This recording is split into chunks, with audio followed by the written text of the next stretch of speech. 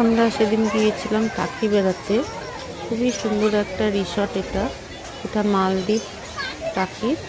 এই ভিডিও আমার বড়তে পাওয়া যাবে, তোমরা দেখো। এইরকম সুন্দর একটা জায়গা।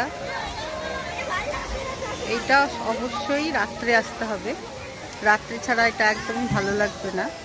দিনের বেলা একরকম লাগবে আর রাত্রিবেলায় আর এক রকম লাগবে। পুরো লাইটিংয়ে একদম কাজ করা আছে। চলো সামনের দিকে আরো এগিয়ে যাই।